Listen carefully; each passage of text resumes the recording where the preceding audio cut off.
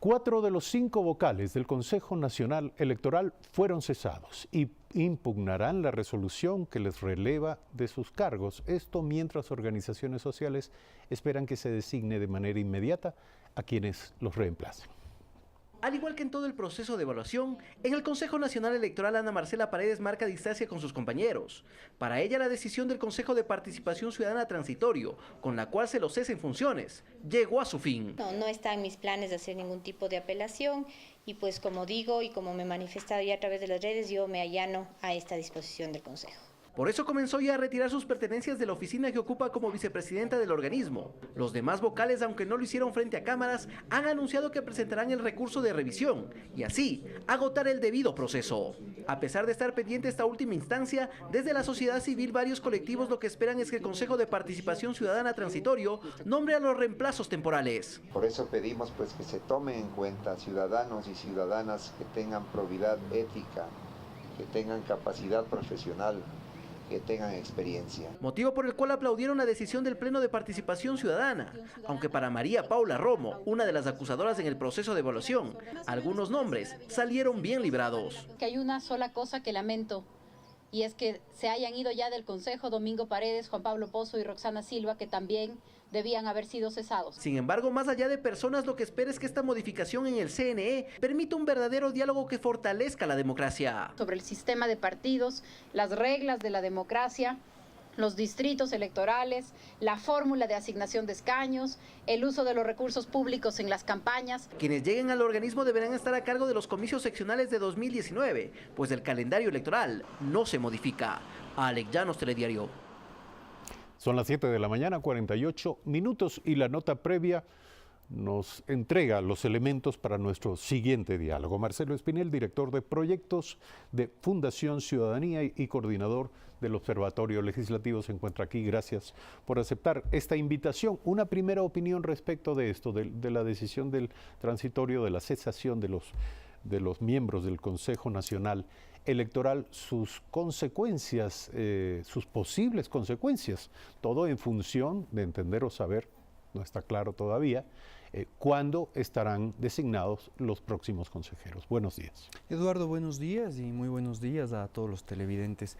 Precisamente a partir de este cese de funciones de los consejeros del Consejo Nacional Electoral, Julio César Trujillo y también el resto de consejeros ha anunciado que a la mayor brevedad posible designará a un consejo encargado que tiene una labor muy importante. Hay que recordar que estamos con un proceso electoral prácticamente en marcha, que precisamente será el que en marzo del 2019 nos permitirá a los ecuatorianos elegir a los consejeros de participación ciudadana definitivos. En marzo pasado, el Consejo Cesado ya aprobó una suerte de plan de acción que determinaba fechas, presupuestos, y habrá que pensar si es que este Consejo transitorio, en este caso Consejo Nacional Electoral encargado, va a mantener este plan o esto tiene que ser modificado.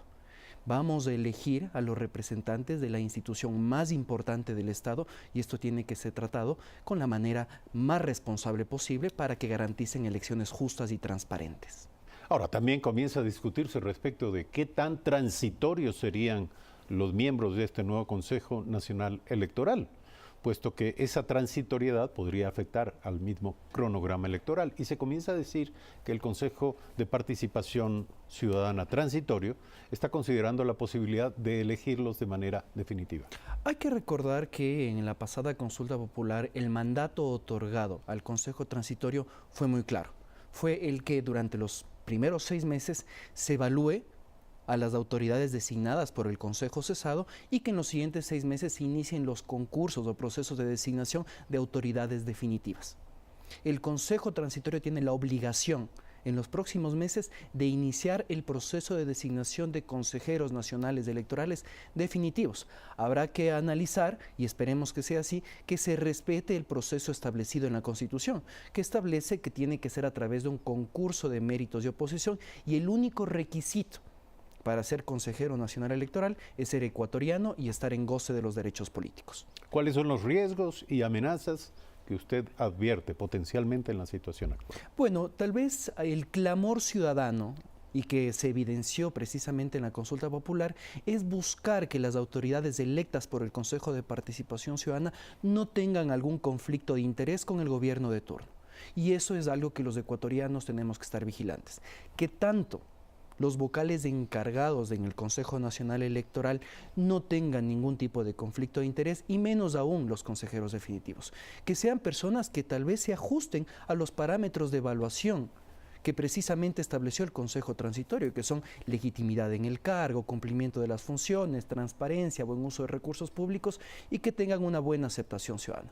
Los ecuatorianos tenemos una misión fundamental. La democracia no puede limitarse a ejercer nuestro voto cada 4 años. Debemos ejercer nuestro derecho al control social, a fiscalizar los actos del poder público, que en este caso es estar muy atentos a lo que haga el Consejo Transitorio para que se garantice un Consejo Nacional Electoral independiente que dé como resultado que las elecciones de marzo de 2019 nos den autoridades locales que sean independientes, que respeten los derechos fundamentales y asimismo que este Consejo de Participación Ciudadana, a ser electo por la ciudadanía, no cometa el error de los consejos pasados que lo que hicieron fue actuar de acuerdo al gobierno de turno. Ahora, la probidad notoria será suficiente para que en el futuro no sea cuestionado lo que haga o lo que diga este Consejo Nacional Electoral, que será el organismo rector del juego electoral. Incluso para que no sea criticado o cuestionado por los propios participantes en el juego. El problema, Eduardo, es que cuando establecemos parámetros bastante subjetivos, nadie va a estar contento. Y establecer parámetros subjetivos como probidad notoria, en este caso, es algo que puede calar de manera molesta dentro de ciertos sectores porque nadie va a estar contento con la persona que se designe. De todas maneras, eso nos obliga a todos los sectores ciudadanos, pero también a las organizaciones políticas a presionar al Consejo Transitorio para que aquellos que sean designados, ya sea para este Consejo encargado o al Consejo Definitivo, cumplan de manera irrestricta con lo establecido en la normativa legal y que asimismo pues se defina claramente qué es lo que se va a hacer. Por ejemplo, el Consejo Cesado determinó que la inscripción de los candidatos para el Consejo de Participación Ciudadana definitivo iba a ser entre el 30 de julio y el 14 de agosto. Estamos a 12 días de esto y ni siquiera tenemos un Consejo Nacional Electoral en este momento. Es la misión importantísima de este Consejo Transitorio de definir qué es lo que va a pasar porque está en juego la institucionalidad del país y el Consejo Transitorio está en la obligación de construir institucionalidad. Porque si es que no se designa a la brevedad posible este Consejo Nacional Electoral, tal vez el Consejo Transitorio tenga que alargarse, tenga que prorrogarse en sus funciones o tal vez tenga que modificarse la fecha de elecciones y de esa manera se estaría contrariando a lo establecido en el mandato popular de la pasada consulta popular. Bien, quedan planteadas las alertas respecto de ello y por supuesto espera la ciudadanía, el país entero, definiciones prontas al respecto. Seguiremos tratando este tema en el curso de nuestras próximas emisiones. Quiero pasar a otro tema que es la agenda legislativa.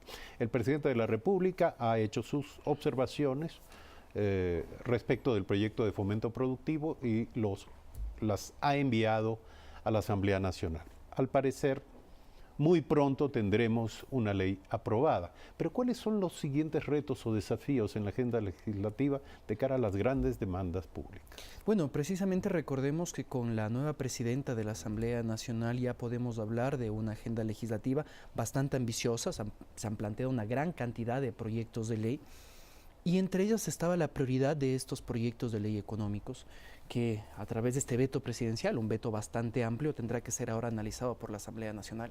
Pero recordemos que una de las prioridades que estableció la Asamblea Nacional fue la reforma a la Ley Orgánica de Comunicación, un proyecto de ley que está siendo construido por distintos sectores y esperemos que a la mayor brevedad posible sea tratado.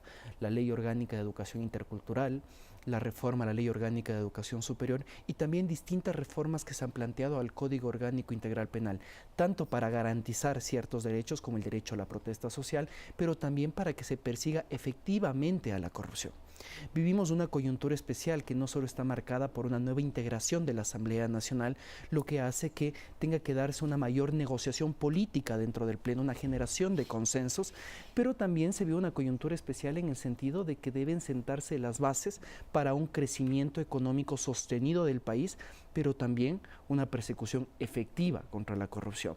No olvidemos que una de las reformas también importantes planteadas fue la reforma propuesta a la Ley Orgánica de la Función Judicial para eliminar la figura del error inexcusable, figura que fue utilizada para destituir un sinnúmero de operadores de justicia y que ha minado gravemente la independencia de justicia en el país. ¿Cuál considera usted que sería el siguiente reto, luego de la Ley Orgánica de Comunicación, que es un tema pendiente, clave, por supuesto, y luego de este, cuál sería? ¿Reformas al Código Integral?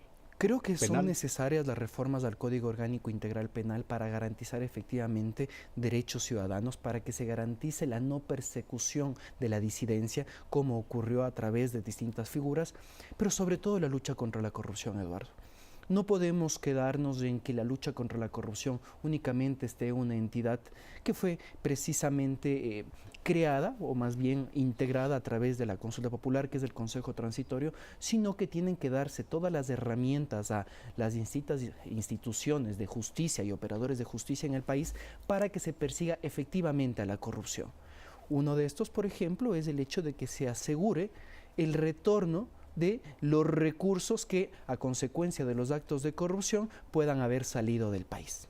Bueno, frente a estos desafíos, retos que usted señala, también frente al hecho que también menciona, que tiene que ver con que ya la agenda legislativa planteada por la presidenta ya era ambiciosa.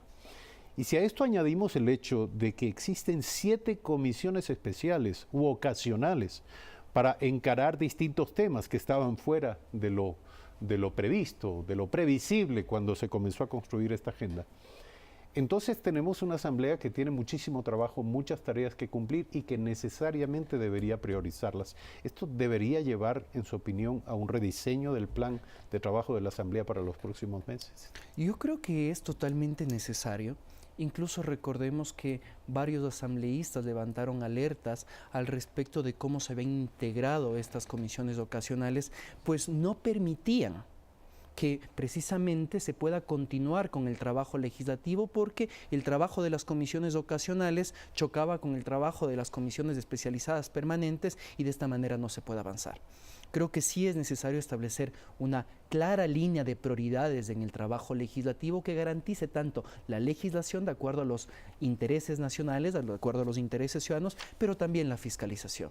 No olvidemos que la labor de los asambleístas no solo es la de crear leyes, sino también investigar y en este caso pues avanzar con posibles procesos de fiscalización en contra de autoridades públicas. Gracias por aceptar esta invitación. Es un interesante análisis sobre los retos y desafíos. Trataremos de tener aquí en los próximos días a la titular de la Asamblea, Elizabeth Cabezas, para continuar analizando estos temas para nuestras audiencias. Marcelo Espinel, director de proyectos de Fundación Ciudadanía y coordinador del Observatorio Legislativo, esta mañana aquí en Primera Impresión. Nuevamente, gracias. Gracias, Eduardo. Y Diario El Telégrafo nos trae en esta mañana información que recomendamos leer. El Consejo cesó al Súper de Bancos. Según el informe de evaluación, la autoridad no garantizó la estabilidad financiera en el país. Además, incumplió con los procesos de supervisión permanente preventiva, lo que provocó falta de transparencia y solidez en el sistema. El funcionario tendrá 3 días para impugnar la decisión del Consejo. Además, el diario El Telégrafo nos dice: amenazas de Guacho llegaban por llamadas telefónicas. Un mayor de la policía también se comunicó con la narcoguerrilla. Otro de los temas abiertos en la agenda pública. Y finalmente, El Telégrafo dedica una hermosa y amplia foto a los 100 años de Madiba, la conmemoración por el nacimiento del imborrable líder Nelson Mandela. Sudáfrica rindió homenaje a este ícono de la lucha contra el apartheid, contra el racismo, con una marcha simbólica. Temas todos interesantes para que usted los encuentre esta mañana en la edición de Diario El Telégrafo. Gracias como siempre por su sintonía. Mañana 6:55. Buen día.